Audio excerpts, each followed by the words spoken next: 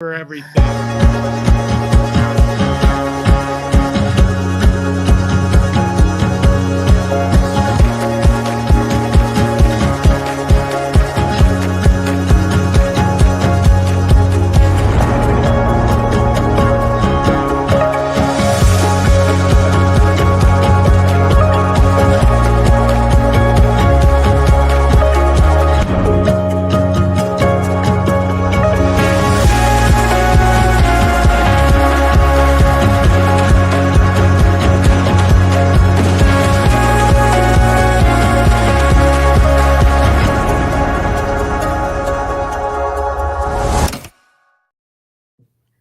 Hello, everybody. Welcome to Monday Night Therapy. I'm here with Minnie, who's taking over everything, and Beth, our volleyball person extraordinaire.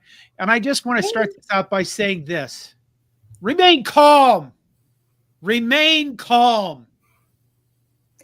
Okay. Remain calm. Is this a test right now? No. Okay. It's just, there's so much stuff going on. There's players in the portal. There's coaches leaving. There's coaches coming. It's chaos. And you know what? We're going to ignore all of that for a while because we're going to talk about something that is not chaos, but will be this weekend as the 2024 NCAA volleyball tournament kicks off Friday, right? Friday? Well, it starts on Thursday, but Nebraska doesn't play until Friday. But there are games on Thursday. So if you are a bracket filler outer, you've got to get it in by Thursday. Are you going to do a contest? What, me to fill one out or do one for all of coordination? Just do a contest so everybody can fill out a bracket. And I think we should. You tell me, Jon of coordination, who does all things. No, I don't. Minnie's taking over. Minnie's going to do a bracket contest for volleyball. We'll do it. Sounds like something that needs to be done. So this is the first year there's been an electronic bracket supported by ESPN's. Really? Whatever. Yeah, this is the first year. So last year I tried to figure out how could I do something, but ESPN powers that be there just made one, and now we can all just do it. And yeah, we can make a coordination group and all the awesome, smart coordination fans can fill out their bracket and decide who gets Nebraska to the championship the best route that they can. Yeah. We could give away things, but we could give away something. But every time I try to do this, SB Nation goes through this whole, you have to have a legal form and you have to do all this legal shit. And really? Yeah. Oh God. Yes. Yeah. Even for stickers? Yeah. Yeah. It doesn't matter. They are very stickly about. I'm thinking in my head if I should tell this. You know what, Aaron? Okay, Aaron Babcock is a person who founded Hail Varsity, right? And Aaron Babcock, I think, was one of the best photographers in Nebraska for a while. I think he got laid off at Nebraska. He was a good guy. I always loved seeing him. We always talked together. I helped him out when he started by actually helping them market their stuff. I did an article about him when they started. But years ago, one of our sites, the SB Nation sites, used one of Aaron's photographs without his permission. Well, Aaron has a lawyer that protects his copyright. And that lawyer went out and got him a fair amount of money because of that SB Nation site used it without copyright. And we both laughed about it. And I ever since then, I've been like, everybody has to realize that we're on SB Nation. You can't use uncopyrighted photos. These are the things you have to follow. And they're very picky sometimes about this stuff. Anyway, what was I going to say? Oh, I'm going to start this off with this. Winning stuff. This is the most competitive volleyball in tournament history. This is the most competitive women's volleyball has ever been in history, right? Yeah, 100%. Yeah, there are so many teams. I don't think there are so many teams that can win everything, but there are so many teams that can ruin the party for another team. They can upset, they can not even have it be an upset, but just not be known that they are as good as they are. So yes, there's a lot of really good teams out there that can mess up your day. You know, what was it last week? You had Pittsburgh versus Louisville, number 1 versus what was it, 3? They're 4. Louisville is 4. And then you had Nebraska, Penn State, and we know how that turned out. Number two versus number 3. Mm-hmm. And Penn State now has returned. I am excited about volleyball. You know what? I love all the shit that's going on with football. But by God, volleyball is such an amazing sport, and it's so much stuff going on. It's fun to watch. I watched Pittsburgh beat up Louisville, and I thought, oh my God, I have watched the best Nebraska volleyball I've ever seen this season with this team, between Lexi being the best libero in the nation, Harper Murray becoming a goddess of volleyball, Andy Jackson with her athletic, Merritt Beeson with her skill, Taylor Lanford coming on like a locomotive, Linda Krause being in there, Lindsay Krause being in there to fill in space when somebody's not doing well. And I'm thinking, this is the best Nebraska volleyball team I have ever seen. And that's saying a lot. It's a very good team. I mean, then Coach Cook was just talking the other day. They were a very good team just last year with a very similar girls that we were just talking about there, but they're better statistically this year. And they're also better. I think last year was really magical, right? Most of us watched that season and just saw some out of this world things. Memorial Stadium is top of that list. But the team is better this year. They obviously have more experience. I don't think they talk about the championship match in the locker room right now. I think it fueled a fire early on, but now you need to play that next ball in front of you and be ready for the next one. And they're doing that, and they're better for it. They have a better hitting percentage. They have more kills per match. They're a better passing team, on and on and on through, stats, through those factual based numbers. They're a better team than they were last year. But as you saw, Pitt is a really good team too. Oh my God. They're really good. They're really good. Because when you watch our team, you think, who can beat this monster? And then you start watching, Danny Busboom Kelly is Louisville's coach, right? Mm-hmm. And they're no slouches. No, they're very good. And then you look at Penn State and you're like, what the hell? I don't think we played particularly well against Penn State, but they can be a destroyer of worlds.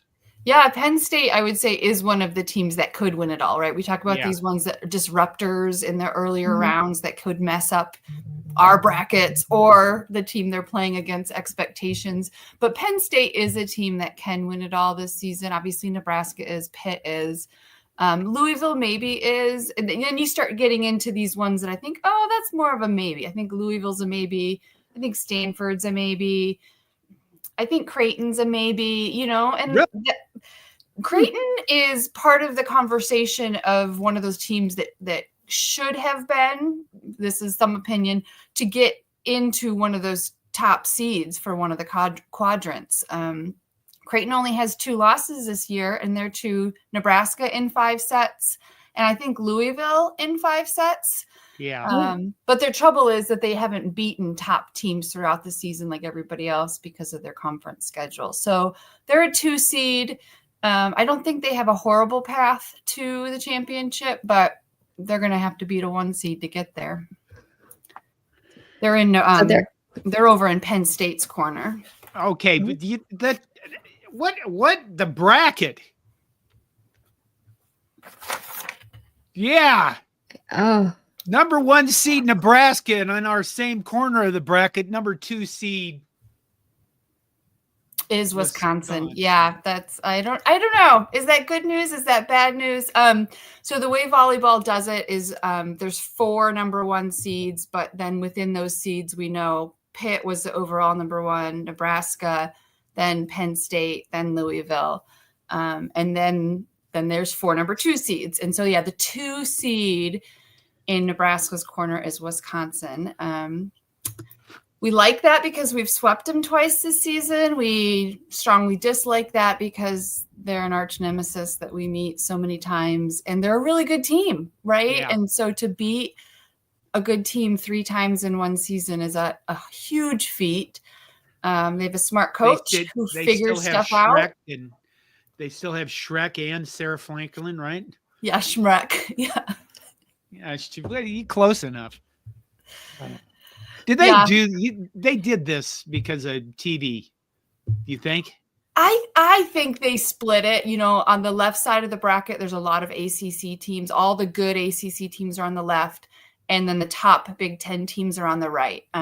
Both conferences have 9 teams in the whole tournament, and then the SEC also has 9 teams in the tournament. But, Louisville, Pitt, Stanford, I'm missing a good one. SMU, they're all up on the in that upper bracket on the left. Number 1 seed Pittsburgh. Number 2 SMU, the only team that beat them this season.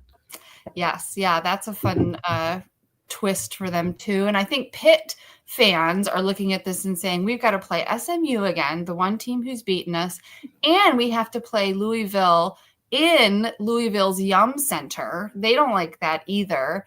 But they've also beaten Louisville twice this season. So it is a similar draw for both teams, and like it or dislike it, yeah, you're going to play your way through some similar foes, both Nebraska and Pitt in their opposite corners, to get to that championship.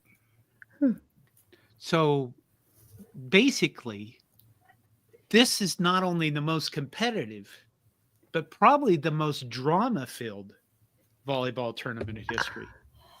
I mean, we like drama, so let's just call it drama. Sure.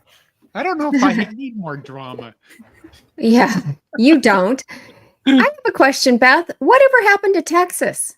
Whatever happened to Texas? They're so low down in the rankings. We don't even need to talk about them. No, they are a 3 seed, and they're probably the fourth 3 seed. They're in the same corner as Penn State, and so. Yep. If you want to think of it as our foes, Penn State, Creighton, and Texas are all in that together. And so one of those is coming out by the time we hear about who's coming out. We could all have the chance to root for Creighton against Texas. That's true. That's very true. Yeah. How about that for having to take a shower after that match? I also like that Texas has to play USC before they get to anybody else. That's potentially their second round matchup, USC and Texas. So Allie Batenhorst could beat her home state team. And but yeah, then if Creighton and Texas win out, they'll play each other too. So yeah, that top right corner is Penn State, Texas, and Creighton all together, along with USC, and probably worth mentioning. I think that's about it up there that I would be concerned about. But the number 3 seed in our bracket is Arizona State. What do we know about them? Well, Arizona State, there's some like flashes in the pan for them. Sometimes they're really hot and they've got these runs going, but they're not a very sustained great team. So I don't know. Those teams scare me because they can turn it on. SMU has been a team who's done something similar throughout the season. Inside the Big Ten, we've watched Minnesota. Minnesota's had wonderful matches where they look like they are a great top 5 teams, and then they fall off. So Arizona State's one of those. I think they're gonna play Texas A&M or Colorado State. That's a great first round matchup. Arizona State will meet one of those 2 in the second round, and Texas A&M has beaten Texas A&M, and they've got another great win. So those are some of those disruptors that I'm talking about. Texas A&M could beat some teams, or they could go away quietly and had a great season. So I think Arizona State's a good 3 seed, but I don't know how they sustain their greatness as well as Nebraska. One of the things Coach Cook talks about is winning a Big Ten championship in volleyball is the hardest thing they do all year, because they have to sustain greatness for 10 weeks. They have to be on their match, every match. And if you lose one of those, you're probably not in contention. The 2 teams that share the title this year both lost 1 match. But that's it. They lost 1 match. They played great for 10 weeks. And so some of these teams that we're seeing that are the 3s, the 4s, the 5s, they've had greatness, but they've not sustained it throughout their whole season. And that's Arizona State for me. But we saw what happened in last year's tournament, right? I mean, Texas gets hot, and they blow through, what was it, 3 number 1 seeds? And served everybody right out of upset. And Texas, to really talk honestly about them, they are playing better all year long. They've flip-flopped between 2 setters or 1 setter in their offense. They're playing 1 setter right now. They're setting a more balanced offense. It's not just Madison Skinner anymore. They're setting their middles. So Texas is a 3 seed, and that is lower than I would have expected, knowing the personnel they had on their team at the start of the season. But they can figure some stuff out, and they certainly are talented. They have every piece of talent they need on the team. But can they put it together and be a sustained good team for 6 matches to get to the championship trophy? Well, what do we got down in the lower left? We've got number 1, Louisville, number 2, Stanford, those bastards. Number 3, Kansas. Yeah, Kansas is an interesting team. They're not full of firepower. They're a very ball control team. They just keep the ball in steady rhythm. They get everything up. I was surprised to see them as a 3 seed, and then Purdue's the 4 seed there. So yeah, I think Purdue's a very good team, but they're pretty one-dimensional. You can beat that team if you can stop some outside hitters. So that bottom left is really defined by Stanford and Louisville. We know they just played. Stanford got the better of Louisville in 5 sets. So really Louisville lost their 2 last matches of the regular season. They lost to Pitt, and then they lost to Stanford, and they still got a number 1 seed. That's a little suspect to me, but that corner is defined by Stanford and Louisville. I don't think you're talking about anybody else coming out of there. You have, this is the one with, Minnesota's up top left. Yeah. I don't think you're talking about anybody else coming out of there. I don't think UNI is a great 8 seed. I don't think Kansas is the strongest 3 seed. I think Louisville and Stanford's all you got there. Okay. There's some upsets earlier on, but I would choose to be in that corner if I had to pick one. So what do we think about the... Look at this comment. I mean, come on. Dana Williams says... Oh, go ahead. Dana Williams says Beth really knows her shit. Well, she does. That's why we love her. Well, we love her because she's a wonderful lady. She does. But this is so exciting. Pittsburgh in the upper left. Pittsburgh, the number 1, SMU number 3, or number 2. 3 seed there is Kentucky. Number 4, Oregon. 6 is Minnesota. What do you think about Oregon coming out of there doing any damage, or even Minnesota? This is a fun corner here. And I think that there will be upsets. I think TCU is also a really great team. They're playing Hawaii in the first round, so that I'm excited about that match. I have it circled. I think Minnesota could surprise Kentucky. Kentucky's got some of the pieces of the puzzle of a great team, but they've been a little bit of a roller coaster, and I think they're kind of one step away from really where they even want to be as a team. So if Minnesota brings their A game, depending on which game Minnesota brings to the table, they played a lot of their season, Minnesota did, without their top outside hitter, Wooker, and so Melanie Schaffmaster's their setter, and she's so veteran, and if they can bring it all together, Minnesota can beat Kentucky and get to SMU. I think they could beat SMU as well. SMU, again, sometimes brings their A game and sometimes is a bit of a roller coaster. And, when I say that, it's the mistakes that these teams make. These are all, lights are bright sort of matches, right? All these teams, every time they take the court in the NCAA tournament, it's a big time match.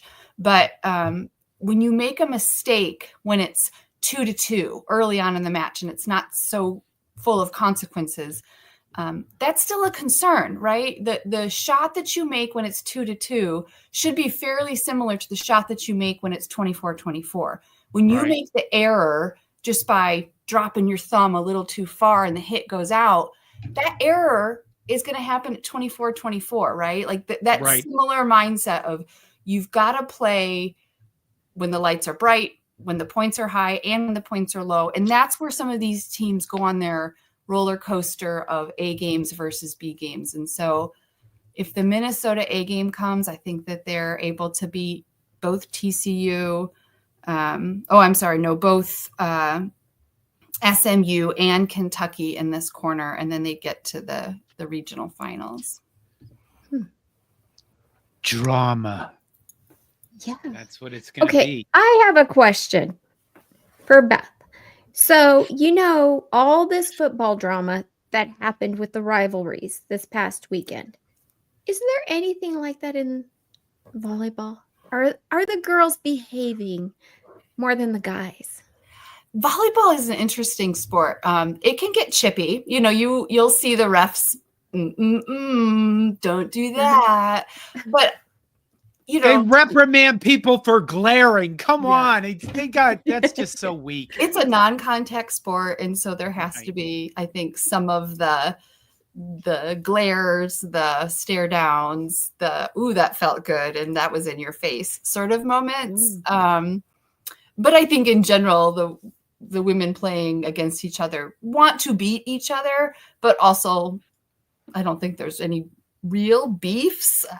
If there is, I'm not covering those. That's not something that I'm terribly interested in, but man, it feels good when you block somebody. And so to stare a little bit longer at the girl you just blocked, that seems fine to me. That seems like you should just be able to revel in it just for a minute longer.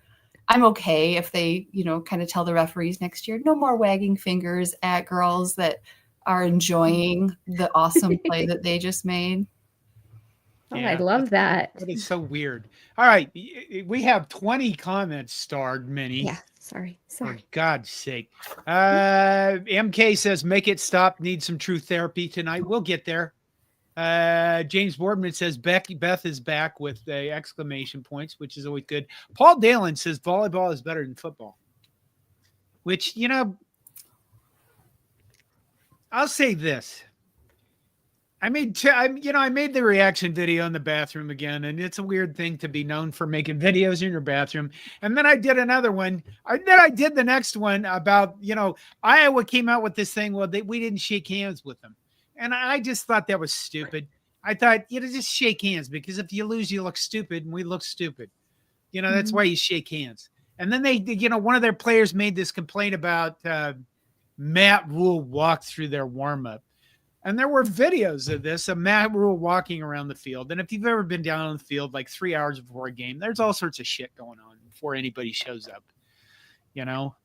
But now I forgot where I was going this. And then I made an over-the-top sarcastic video that way too many people thought I was serious. I literally said that Matt Rule was farting when he walked by the Iowa players. How can you not take that as anything but sarcasm? I didn't understand how many people took that video seriously. Volleyball is better than funny. football. I did have something I enjoyed it. I saw a lot of comments. Here's what I wanted to say about this. I see a lot of comments was, well, for a year, you won't be able to talk about this for a year. We own you, that kind of shit. Just one thing. I realize there's a lot of you that only care about football. I don't. And I try to make that clear at Corn Nation that we don't just care about football. So we're not going to wait a year to kick the shit out of Iowa in something. We're going to play you in men's basketball. We're going to play you in women's basketball. You have never won a freaking match against Nebraska in your life in volleyball. Last year, I was at the series when we swept you in baseball, and we won the Big Ten championship in baseball. We're going to compete with you in wrestling because you're pretty good at wrestling, Iowa, but you're not worth a shit. Nobody's competing with Penn State. They're kicking everybody's ass. All of those things count to me, and I will revel every time we beat Iowa in any sport.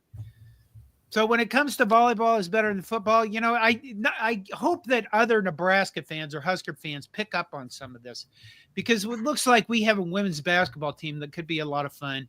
We certainly have a volleyball team that's one of the best in the nation and an unbelievable joy to watch. Mhm. And our men's basketball team, God knows what they're going to be, because they have played well. They beat up Creighton. This last, I think it was Sunday, they beat Northern Florida, a team that's caused problems for other people. They lost by 3 or 2 to St. Mary's, who is a very good team. They could be interesting as well. Okay, that was enough of that. Linda Wilkins, we'll try to stay away from the, oh my God, what? The reason is because she said, would it be against the rules if you were to give a kiss out as what? As a prize if somebody wins the volleyball bracket? Okay, Linda Williams says, how about an on-screen kiss from Jon? That's kind of weird. I mean, guess. Come on, and fun. Okay. Okay. Minnie is taken over. So Fred Sacco says, Linda Wilkins, I don't know if we're ready to see Jon perform a kiss. A kiss, yes, but not a physical. That's true. I'm not a leading man.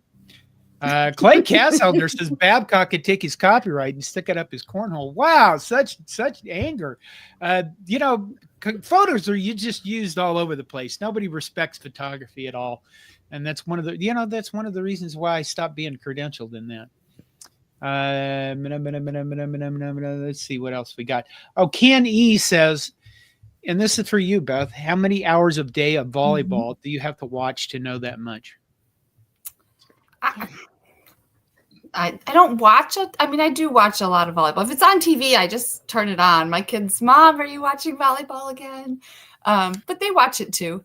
I do a lot of research and watch 3 games at once. Sometimes, especially during the tournament, I'll have all of the little screens on and then watch the most competitive ones. But I look at a lot of stats and a lot of rosters, and I talk with my sisters a bunch and anybody else who likes volleyball. I'll talk to anybody who likes volleyball. Good. Really? I mean, well, some amount of time. My wife has taken over watching volleyball. I have to go upstairs to the small TV if I want to watch football. If she's like, we watch Louisville Pitt together, and she's focused. Oh, that would be so fun. I test out some of my questions for you on her. Oh, maybe she should be here with us, Jon. And we should have a girls volleyball. No. Okay. Clay Casselder asks, how good is volleyball recruited this year?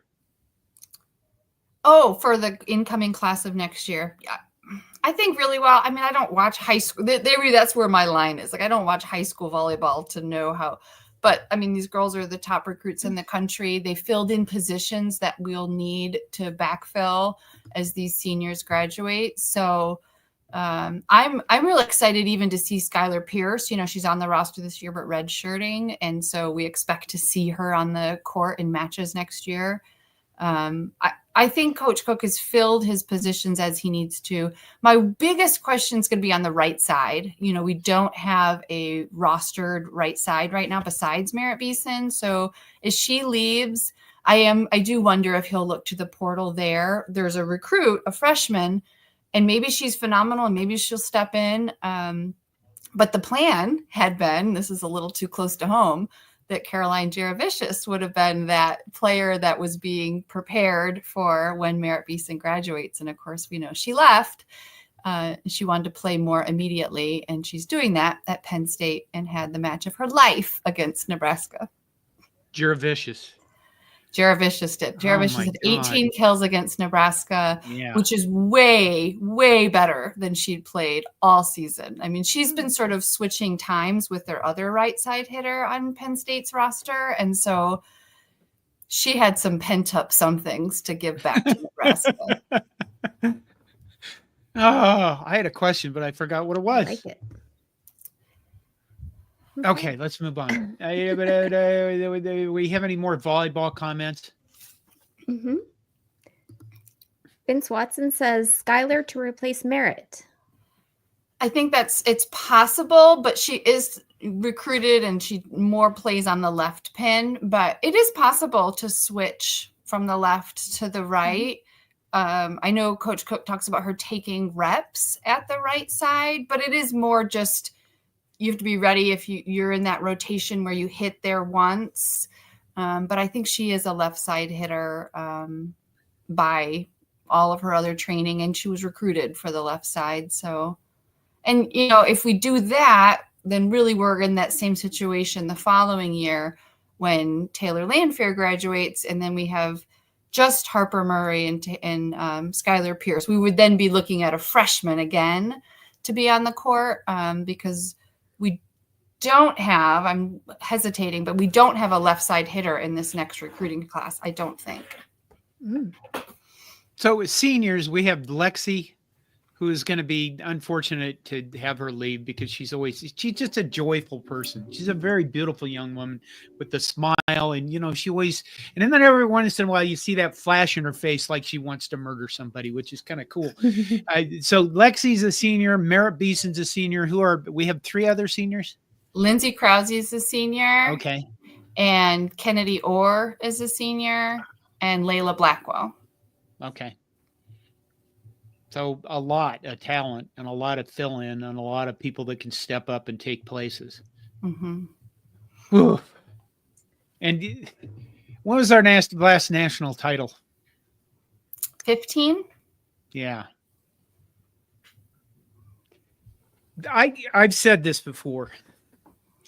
Our volleyball team has lost, we lost 2 games this season, SMU and just Penn State.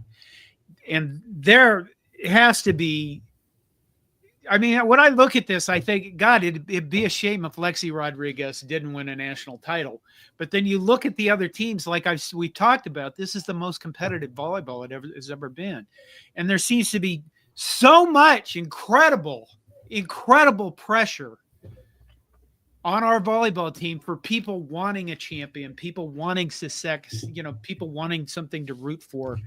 I can't imagine how you deal with that, Yeah, Lexi was just interviewed yesterday and was talking about how until last year, she had not even won a Big Ten championship. That was the first time they had won the Big Ten since she had arrived. So now she has 2 Big Ten championships, and she just felt really lucky to have done that. Of course, she's more than lucky. She's worked hard for it. She's trained hard for it, and she's earned it. But she was feeling really good about leaving Nebraska knowing she'd won 2 Big Ten championships. But you're right, not a national championship. The other side of it, I don't want to have sympathy too much for Pitt, but they've made it to 3 national semifinals in a row, and that's it. Like, they don't go on from there. So, when we talk about being hungry for something, I think that the Nebraska players are hungry for it, and there are so many other teams. But those women on the Pitt team who have played there for 4 years or 5 years, they're chomping at that bit. They are ready to go. So I'll think of that when that national championship game starts, and whoever's in it, if Pitt's in there, they've worked to get past that semifinal wall that they've run into for 3 years in a row. You are way more gracious. It's the dynamic, though. You know what I mean? Like, yeah, I don't want Pitt to do that. I don't care if it happens for them or not, but I'm aware that that's part of it. When they step onto the floor in that semifinals, those emotions for those women are pumping, and they know that they have not gotten past that wall for them.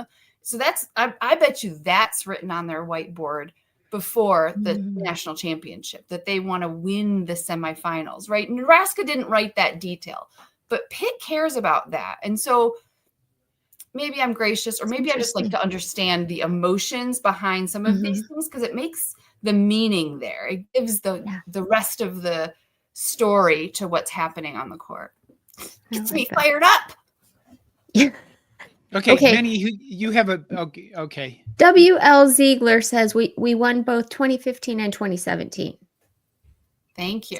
Good fact check. Okay. I don't, the stuff just doesn't stay inside my head. I know. It's like, how do you know all of this? I can know it, but Crazy. it just doesn't stay there on the spot. Okay. So Okay, Minnie, you have a photo or something. What's going on with this? Oh, yes, we do. Check this out. This is our girls, and this was put onto Slack, right? Did you put it on, Beth? no, this wasn't Okay. me. Yeah. It was put on what? It was in Slack. Oh, I did. Okay, yeah. There. Yeah, Okay. I'm not on TikTok. I don't use TikTok. I know that Husker, John Cook and Harper Murray do a lot of stuff on TikTok. You can go out and look at Core Nation's feed for some of this. Harper Murray, I think, Lindsey Krause posted this, and it says, basically athletes are humans and fans don't post hate comments. Harper Murray had done a video that was very heartfelt about how fans really shouldn't be, try to stay positive, and she's dealing with all this negative comments and stuff. And I posted that on our Twitter feed, and I asked people what they thought about it, and a lot of them were, they were like, yeah, they probably catch a lot of crap. And then some of them were the typical, well, she had a DUI and, she's done this and done that. Maybe don't do that stuff, or maybe get thicker skin. And then later, one of the followers we have on Twitter posted something, I think that she had posted either on TikTok or Instagram. And it was a direct message she'd received from somebody that was unbelievably vile. It wasn't anything to do with sports. It was, you went to Nebraska, you didn't pick Michigan, and it went into all sorts of personal family stuff. And it was horrifying, and I thought of that. Oh, I can't imagine what women deal with on social media. I can't even fathom, because I don't get a lot of messages from people, mostly because on Twitter you can either choose to accept DMs, and most of the people that we follow, they're other sports writers or other content creators and stuff like that. Those are the DMs we get. A lot of the other ones, not so much. We do get negative, I'd certainly get negative messages, but I cannot for a moment fathom the kind of shit that women get thrown at them on social media. So I guess you point that, and it triggered me the Harper Murray thing. I love that, John. Thank you for showing that raw emotion, because, she is such a sweet, cute young lady. And I think that, yeah, you guys, it would be nice if people were kinder. It would. I've talked to younger women, and why somebody would ever send a photo of themselves as a male to a woman, I have no idea why anybody would ever do that. But most of the young women I've talked to say, yeah, we get that kind of stuff on social media. And you're like, what the fuck? What the hell is wrong with people? It's just gross and weird. Oh my anyway, goodness. That's completely off the volleyball track. But I thought, Harper Murray had put that out there, and I thought, man, that is just really evil shit. I didn't put it up here tonight because I was way behind on getting ready for this episode anyway. But yeah, it does bug me. Let's see. Anything else about volleyball that we need to know? I want to make sure that we talk about exactly what Nebraska's doing this weekend. So they play at home on Friday at 7 p.m. Central Time against Florida A&M. So that should be a win for us, although Florida A&M did beat us in 2004. So that's possible. And then if they win that, they'll play again on Friday, and they'll play the winner of Miami, which is the 8th seed, and South Dakota State, unranked. But interestingly, that's where Bergen Riley's sister used to go. She's now at Illinois, but that's where she used to go. Probably Miami comes out of that, and Miami is one of those teams that goes up and down. They beat Texas this year. I think they beat Stanford as well. So Miami's had some significant wins. They're not a bad team, but it depends on which team shows up. So Miami is a competitive bunch, but I do expect that we'll win Friday against Florida A&M. Right. So this is okay. The semifinals And the final four is going to be played at the KFC Yum Center. Yes, you got that right. The Yum Center. The Yum Center in Louisville, Kentucky. Yeah. And then, Nebraska's going to play. Well, they could potentially play it. Well, they will play at home until they get to the Final Four. That's right. Yeah, they'll play at home until the Final Four. And then those are both in Louisville at the Yum Center, which is why Nebraska went there and played 3 matches this season in the Yum Center. They're preparing to be there again. And that's Louisville's big arena that they play in when they're going to have the crowds that they will for the NCAA championship. All right, I think we're going to have to talk about football because it's football. Do you want to stick around for that? No, I'll go back to watching volleyball. Hey, Beth. Beth joined the show last Thursday on 5 Heart, and we put it out there asking people if they wanted to hear more volleyball. So many people asked for a volleyball show, Beth. Okay. And we keep urging you.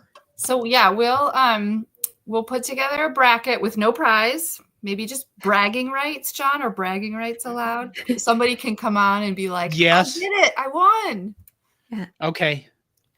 We'll do that. And then I'll do some videos as the rounds go on to talk about what I saw, both for Nebraska and then kind of the bigger picture stuff too. So if you're making a bracket, you got to get it in by Thursday. The ESPN one, the electronic one, closes at 3 p.m. I think they did Eastern time on Thursday. Okay. We'll make one. So we're going to go into football. Okay. Thank you, Beth. Thank you, Beth. You. Take care of yourself. And you know what? I'll bug you tomorrow. That's what I'll do. All right. Bye. Bye. Way back at the beginning, Fred Sacco says Aaron Keene, John's theoretical gravy truck entered the portal and came out in Bellama's yard. We'll never see it again. What the hell was that about? Who can tell with Fred? We can move on. Clay Castleholder says Creighton is a mineral used in batteries. Oh, geez. Clay Castleholder also says, would someone please hire Ed Foley away from us? I'm not disagreeing with that. Okay. Let's see. There was one I wanted. Okay. Shabby. Have you heard of Shabby? Never heard of Shabby, but he's been in the chat. He's a little Wasn't Shabby one of the stars of Scooby-Doo? Mm-hmm. No, Shaggy. Close enough. All right. Shabby says, I'm pissed at Rule and this disrespect we showed. Not normal Nebraska football. Shaking my head. I think that the whole, not shaking their hands at the coin toss I just think that's kind of dumb. And the reason I stated this earlier, I think it's kind of dumb because if you don't win, then you look dumb. And and you didn't win, then you look dumb. And quite frankly, the other team gets they get the right to make fun of you. The whole thing about Matt Rule walked through our warm-ups was a bunch of made-up bullshit that Iowa does to make victims of themselves, and they do this crap all the time. And for that, they deserve to be abused just because, this is a rivalry, and we should abuse them anyway. Yeah, they beat us. After watching all this stuff and how they treated and how they did all that stuff, it became comical for me, and it didn't bother me as much. Here's the thing. Go ahead. No. You were just about ready to get started. I was going to do a video about, I was going to do a video about when the hell did midfield become so sacred? It's a great question. 2017, Baker Mayfield planted a flag at Ohio State when Oklahoma beat Ohio State 31-16, I think it was, right? 2019, was it a Michigan player scratching his, going out to midfield and stomping on the logo at Michigan State? It was Michigan State. Incidents like that have been they've happened, but they've been few and far between. And suddenly this weekend, everybody's planting flags. Arizona State is planting a trident. Everybody's getting into brawls. Michigan players got pepper sprayed. It is insane. I attributed it all to Russian propaganda. Well, I think it's all supposed to be in good fun to start off with. I mean, I looked at that video and I saw one of the Ohio Hawkeye coaches actually laughing that one of our guys refused to shake their hand or whatever. I mean, I thought it wasn't like a personal dig. I just think they're just kind of, starting with that rivalry, and it's just kind of fun. But to mace somebody in the eyes, like, holy cow, that takes it to a whole nother level. The pepper spray stuff was pretty wild. I guess the only thing I'll say about this is this. I mean, there were cops down there. They were running around football players. And I don't know if you've noticed, but football players are freaking enormous human beings. So when the cops say disperse and they don't disperse and they keep fighting, I can see why they used pepper spray almost to protect themselves. Not condoning it, but I wouldn't want to be accidentally run over by a 320-pound, 6'6" lineman, a defensive lineman, because those guys up close are just scary human beings. Anyway, I think it's Iowa sent their police out there to protect their logo. I just thought that was goofy. Years ago, here's what I was going to include in the video. Years ago, what would happen is Nebraska, along with some other schools, would meet at midfield sometimes before the games to pray. Before the games. Yes. And sometimes they would meet after the game on the midfield logo to pray. And, I have photos I've taken of us with other teams praying at midfield. So there's a lot of schools out there like Matt Rule's trying to mess with people by doing this midfield prayer. Okay, I think it was an invitation to all pray together because, that's what some people do. Yeah. But apparently, Colorado started complaining about it last year because, I think the obvious reason they complained about is what, Minnie? Why did they complain? Because they like to make things personal. I think it's because Deion they're Sanders. They're heathens. Ooh, yes, that too. Yeah. That's what I meant. Why did Iowa complain about it? Why did Iowa send their policemen out there? Heathens. Because they're also heathens. Yes. Heathens. Okay. Not forget that about either of those teams. Black and gold, obviously every team out there that has black and gold, full of heathens, run by heathens, whatever. I feel good. Orson Adolf will take some from his, says, what the fuck is this episode? Well, this is what we do, man. You've been around before. We just ramble on about shit. Orson also says, thank you, Jon. I love women and people should be kinder to women. I don't disagree with that. Some of the behavior, I have a daughter. I'll stay away from that. But the whole thing with the DMs and the crap you get on social media from people is just unbelievable. Orson also says, so is Tony White gone? And here we get into the crux of the thing. Here we go. Yes, he's gone. He's signed a 2-year deal with Florida State, and he will be their defensive coordinator. And let's see who else is gone. Jimari Butler went into the portal. Come on, running back. Gabe Ervin Jr. went into the portal. Stephon Thompson. Micah Bayer. Here's the thing about all these players entering the transfer portal. Not one of them. I mean, I'm a little upset over Jimari Butler. I'm not going to lie. But Malachi Coleman is what started it. And that just ruined. That's like taking a knife and stabbing my little Husker heart. Really? Oh, yeah. I thought he was fantastic.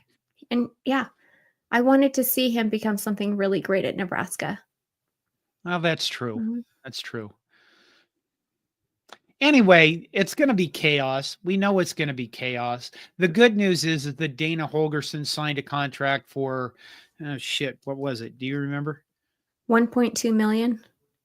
No, I mean, for how many years? 2.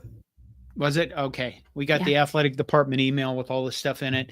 So Dana Holgorsen is going to be here. And this is good because signing day is Wednesday, and you don't want to go into signing day not knowing who two of your coordinators are, because it puts a lot of, flux. Like somebody could come up to a kid the last minute and go, you don't want to go there. They don't even have a defensive coordinator. Yeah. And, so I imagine maybe we'll hear that we have a defensive coordinator. Maybe it'll be Jon Butler.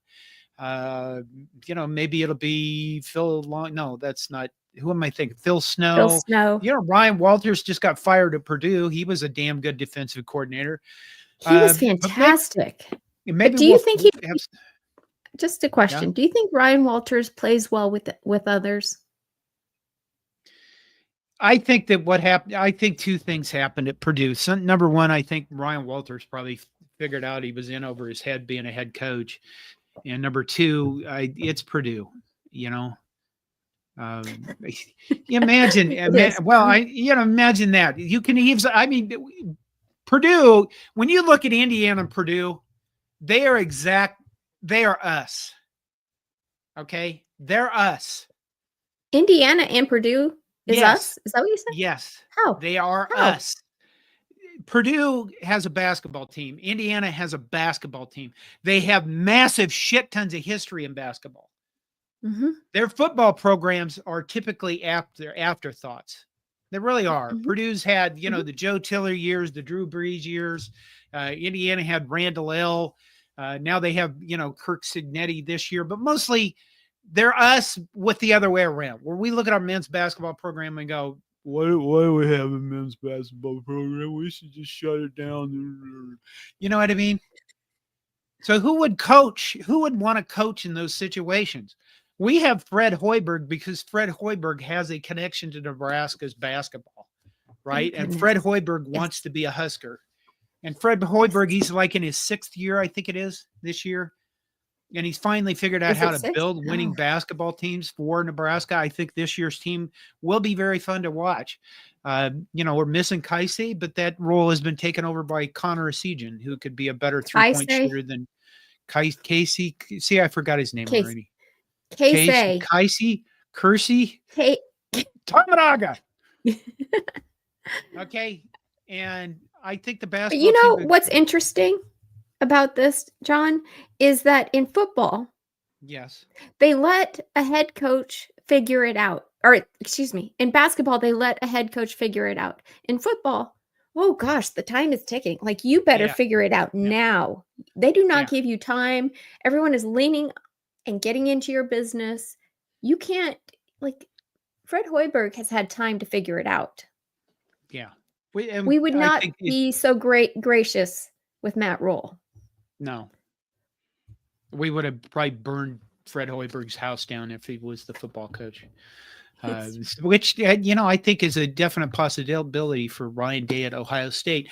Okay. What else going on in football? Okay. The inside scuttlebutt, the crap going around is, let's see. Tony White to Florida State, might take Terrance Knighton with him. I'm not sure. Pot roast. I'm not sure if that's true yet. If he does, probably some of our defensive players we don't want to lose are going to go. Like James Williams would probably go, a young player that looks like could be a powerhouse in the next 2 years. Don't look pained. That's another one. Don't look That's pained. Another one. He can't leave. He can't leave. But the whole thing on the inside or whatever is that Matt Rule wanted to go to quarters defensive coverage, which doesn't fit with the 3-3-5. The Matt Rule wanted to play more, 4-man defensive line sets, and it didn't fit into Tony White's scheme of a defense. And I think Tony White did a real good job. I think you could argue that in some games against better opponents, maybe not as much, but that's just a way of rationalizing it's okay for him to leave. When you looked at what happened with, Minnie mentioned this, what happened with Fred Hoiberg in basketball is somebody said, you're going to be our coach. Take your time. The teams were atrocious in the first 3 years. They were god awful. And we didn't win many games. And then he realized what I have done before is not going to work for Nebraska. and I have to change. And what he did is he fired some coaches and he hired some other ones. And last year we made it. We were a damn good team. We finished 4th in the Big Ten. We got to the NCAA tournament, and we still haven't won that big monkey off our back NCAA tournament game. But he made changes and he figured it out. And I look at Matt Rule, and I'm going to ask this question. You can answer it in the comments. God help us. How much do you trust Matt Rule to figure this out? Ooh, that's a heavy question. Yeah. How much does everybody? How much? How much? Okay. How much? Okay. Have you ever played the game? What are the odds? I do this every day. No, wait. Good answer. Is this a game? Yeah. Okay. So it's an actual board game or something? No. It's a game that you just play. So I say to you, John, what are the odds that you're going to go on a rant tonight?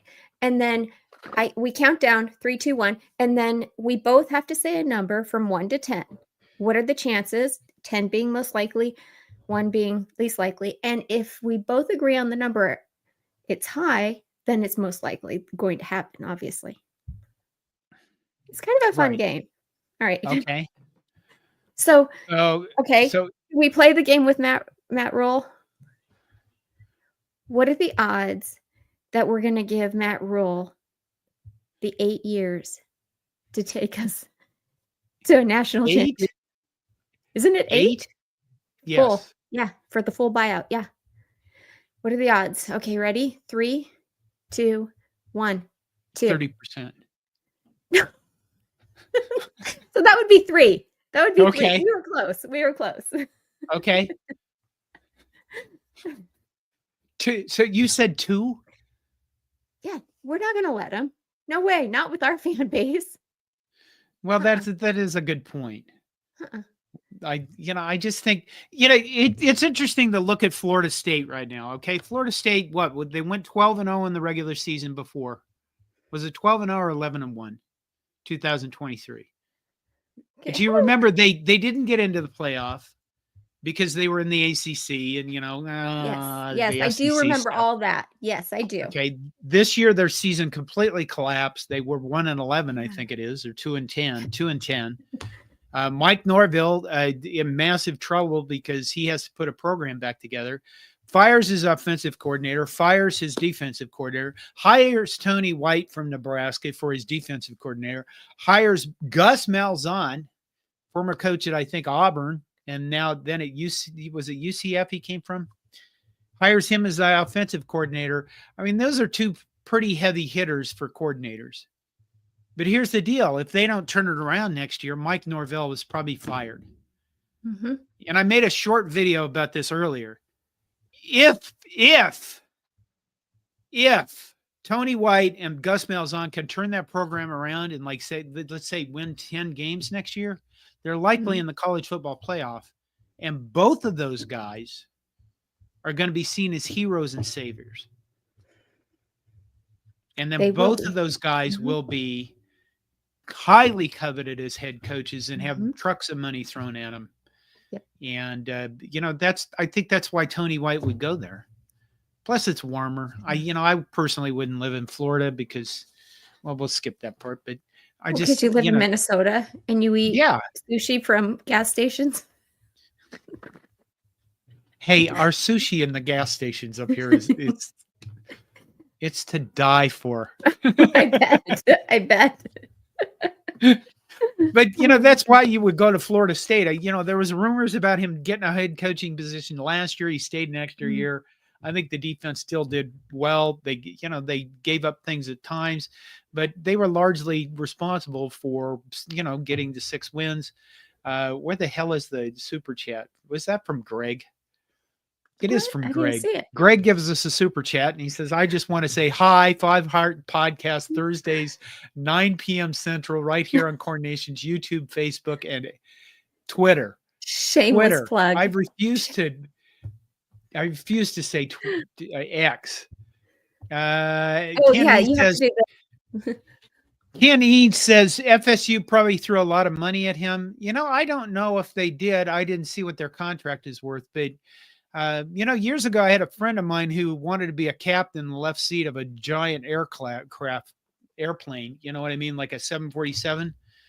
And to be the left seat captain, you have to be the right seat co-captain for a while or whatever, co-pilot. I'm sorry.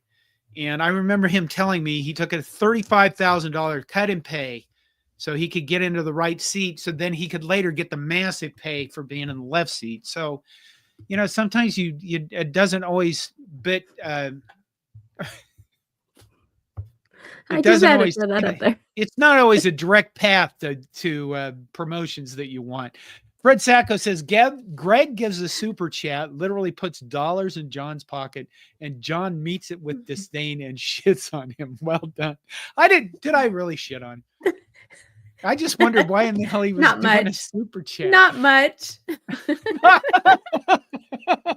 Not much. Oh my God.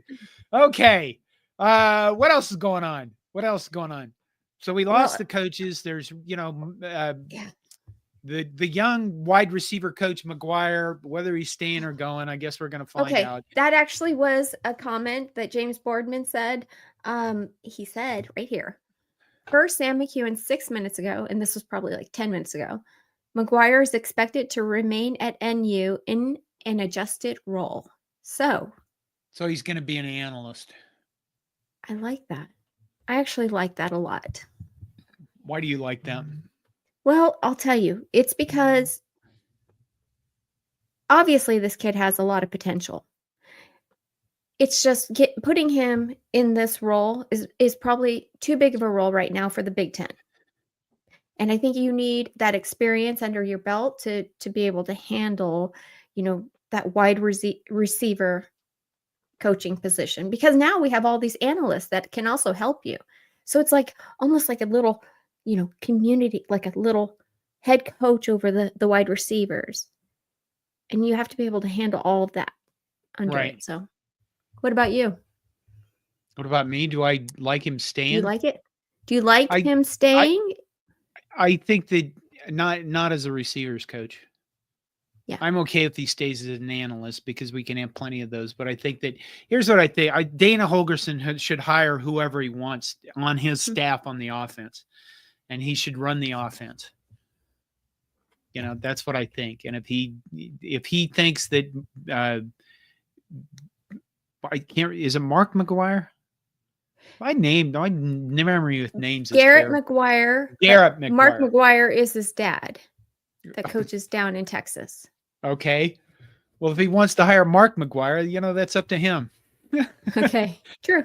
If he wants to fire the Raiola that's our line coach that starts with a D that I always screw up, Dominic Raiola, then he should be able to do that. Oh my goodness gracious. Okay. But if he's in charge of the offense, somebody said, here's your contract. Here's over $1 million a year to be successful on the offensive side of the ball. Yeah. Well, then you should be able to look at him and go, then I'm going to be in charge of the offense, motherfucker. And I'm going to make the decisions about what we do. You can dictate to me, because you're the boss, how strategically you want the offense to look. Mm-hmm. But I expect to hire my people to be able to fulfill the positions that are going to make it successful. Hold on a second. God. Okay, just like Mike Corrigan just said, Holgorsen will form the offensive staff the way he wants. There you go. That's what needs to happen. Mm-hmm. Charles Hullett earlier said easier to pepper spray than taser. That's true, especially in a crowd. That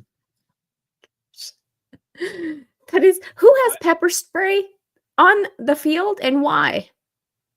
Why? What is your Boy Scout motto, Minnie? Always be prepared. Yes. Right? Yes. I'm not a Boy Scout, but be prepared. So they were prepared, apparently. They didn't have riot shields and tear gas. That's probably the next step for some of these midfield melees. I picked my son up. My rotten son was gone for the week of Thanksgiving. He went down to spend time with his girlfriend in Chicago. This is not the one that proposed. This is the younger one.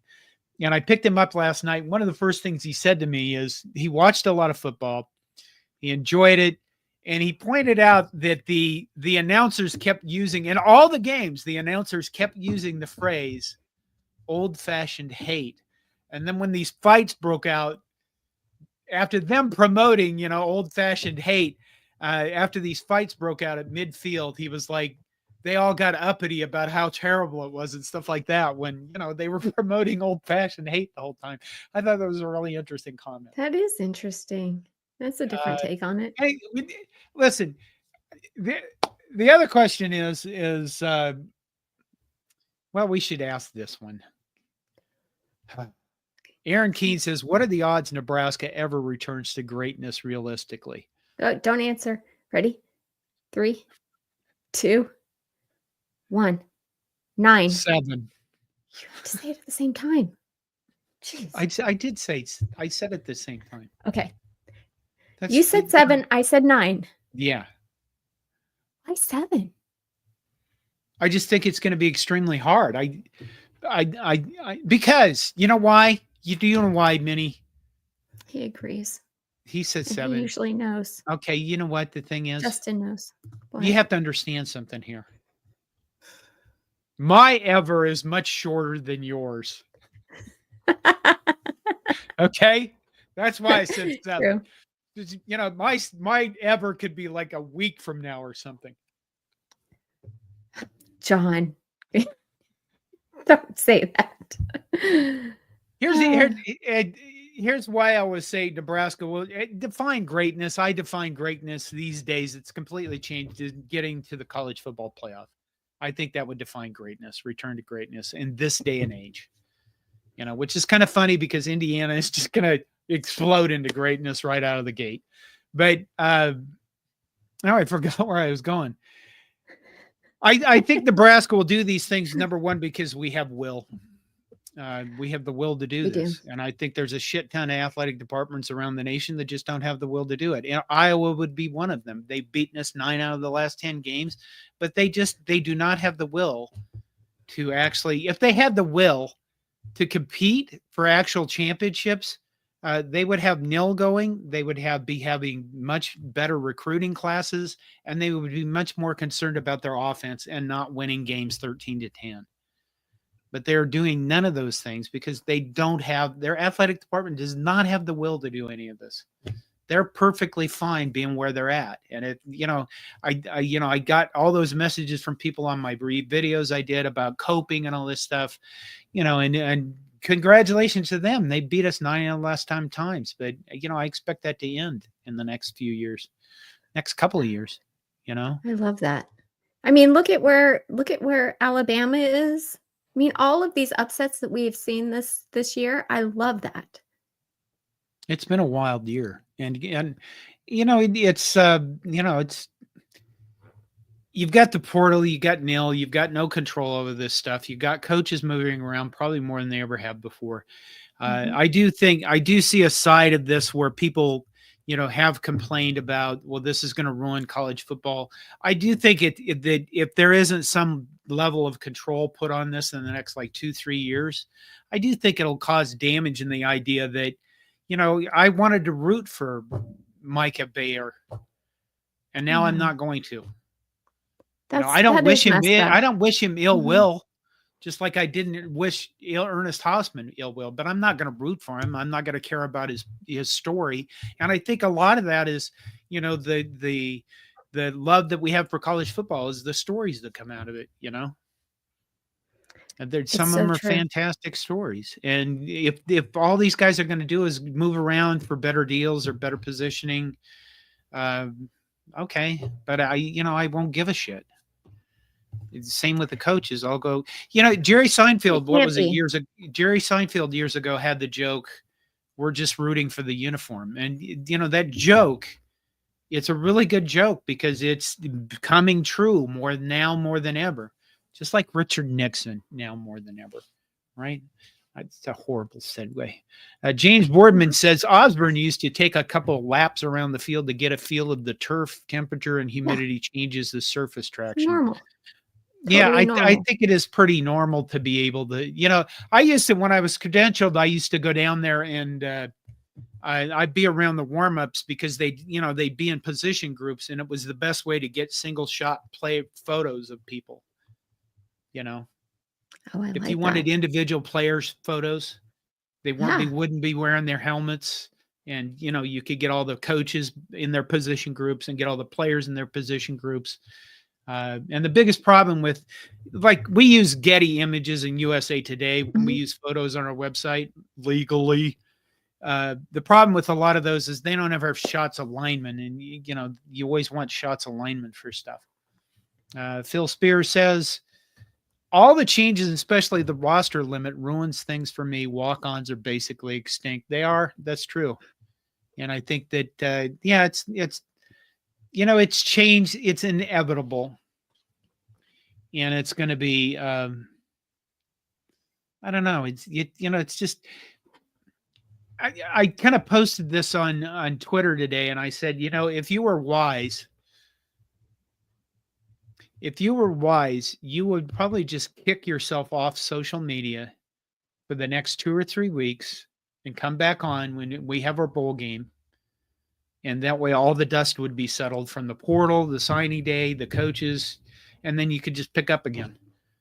Because right now, if you're just going to be on social media, it's just going to be one, chain yanking thing after the other of, oh my God, this player's leaving. I didn't want that guy to, oh my God, that guy's leaving. I didn't want that guy. That other guy can leave, but not this guy. And it's going to be constant. Love that. But, we're content creators, and I'm contractually obligated to be on Twitter, I think. And so you always have to look at it. I love knowing what's going on like that, all the ins and outs. I thought, it's funny because the regular season just ended on Friday, and first thing Monday morning, it's like we turn up the news dial. Oh my gosh. It's like we never have a lull. And I love it. Pit Snipe Husker says Gruden's available. That would be interesting. Highlander Gun says, what is the chance the Huskers go to the Music City Bowl, guys? I don't know. Is it high? Why does this camera keep doing this? Look at this. I don't know. I didn't notice anything. It's not focusing, and it's driving me insane. Look at that. Oh. Anyway, this is driving me insane this entire show. Yes? Really? Yeah, it's a camera. It's not focusing, for God's sakes. Look at it. Yeah, sometimes mine does that too. We have the same camera, I think. Okay. 3, 2, 1, John. Ready? What? 3. This question. Music City Bowl. What are the chances? Ready? 3, 2, 1. 10. 4. We suck at this game. City Bowl? I haven't paid attention. I live day by day. That's what I do. I honestly do. I really. Plus, today was kind of a contentious day because I had to work a lot on encryption, and working on encryption stuff wears out my brain. And so it was very tiring. That's why you had to do everything. Set up the show. I had help. Okay. What else do we have? What else is we going? Oh my God, we have to ask this. What are the chances Dylan leaves, Minnie? What are you freaking kidding me? You can do this 3-2-1 thing on Matt. Yeah, it's not happening, Orson. Shut it down. Oh my gosh. But I do like that everybody is re-upping their commitment, going, yes, we're not going anywhere, guys. Don't freak out. And Dylan did the same thing. Orson says 5. That's 50-50. Fred Sacco says John's timing on this percentage thing is about as sharp as ours on screen passes. Hey, I'm doing my best. I'm old and crusty and slow. Roger Moore says 50% Dylan Raiola leaves. I mean, come on. If we don't get him some wide receivers to throw to and make sure that he's protected on the offensive line, then yeah, but that's not going to happen. I agree with you on that. Fred Sacco says a lot of people love nil and the portal, but now we're seeing the transient nature of it now, coaches, players, etc., and that suck, and it ruins the game. I think it does ruin the game. I mean, for me, I like watching the NFL a lot. Jesus. This needs fixed.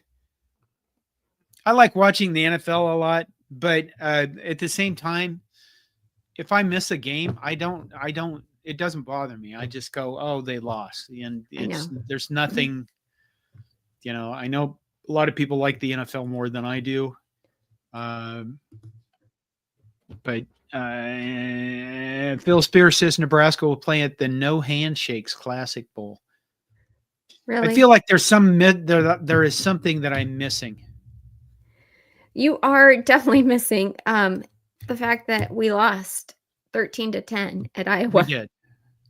We did. I mean, I know you did your overreaction. Yeah. And that was really great. But I mean, 3 days later, how do you feel?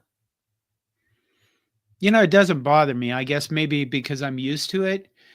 The whole, complaining about the handshake and watching all the other players fight and midfield and stuff, it became comical for me, and then it doesn't bother me. And then the Iowa fans that are just commenting tons of shit talk on our videos and on YouTube and stuff like that.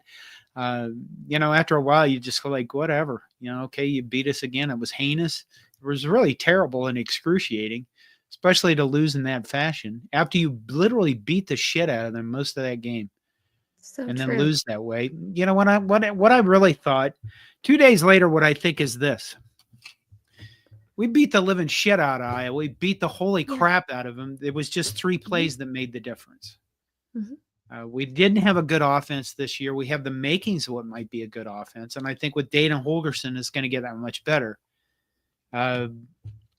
I think if you can keep that up, you eliminate the mistakes, and you're suddenly going to go from a 6-6 team to a 10-2 team.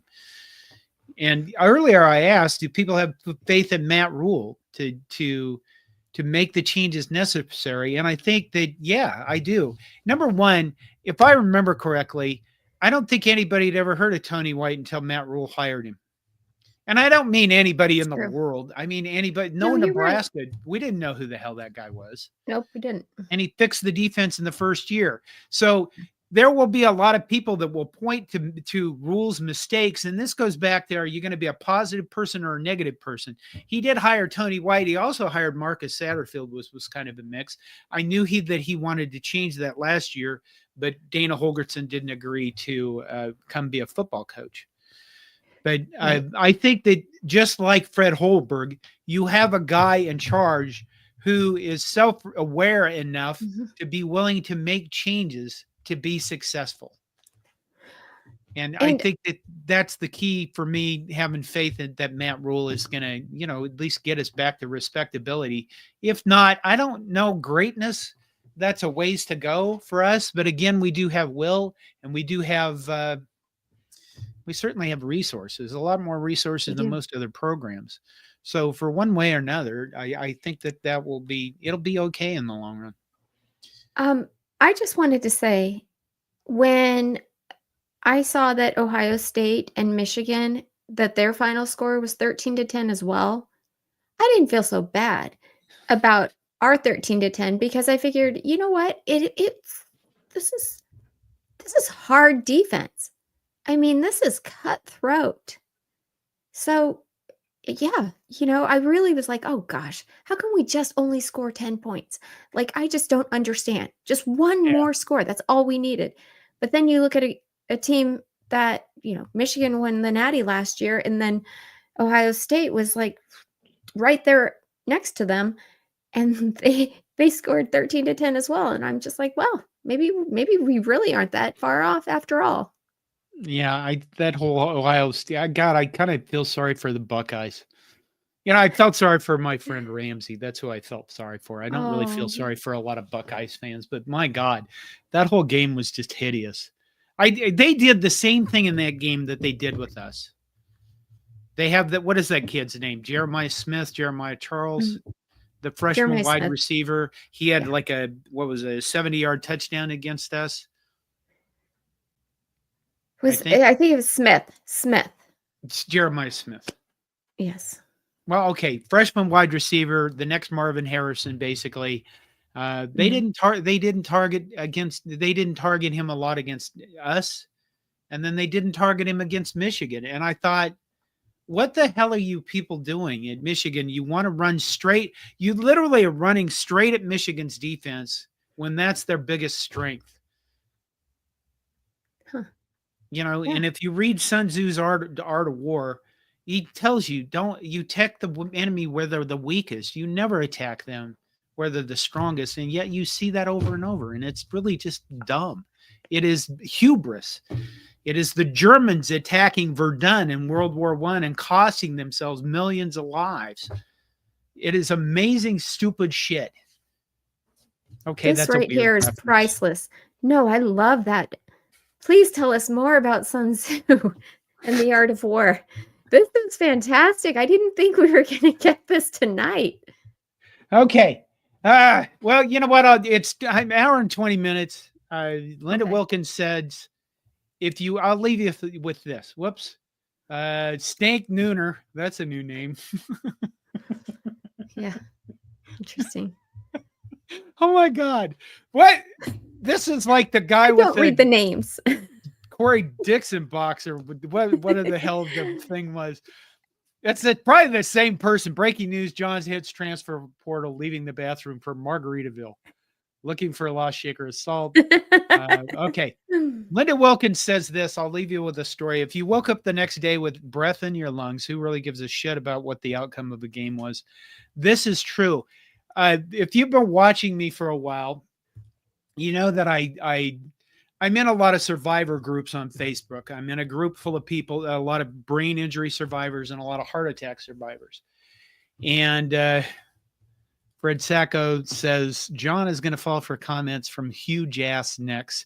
I'm not, because my youngest son, the rotten one, uses huge ass all the time, some form or way or another.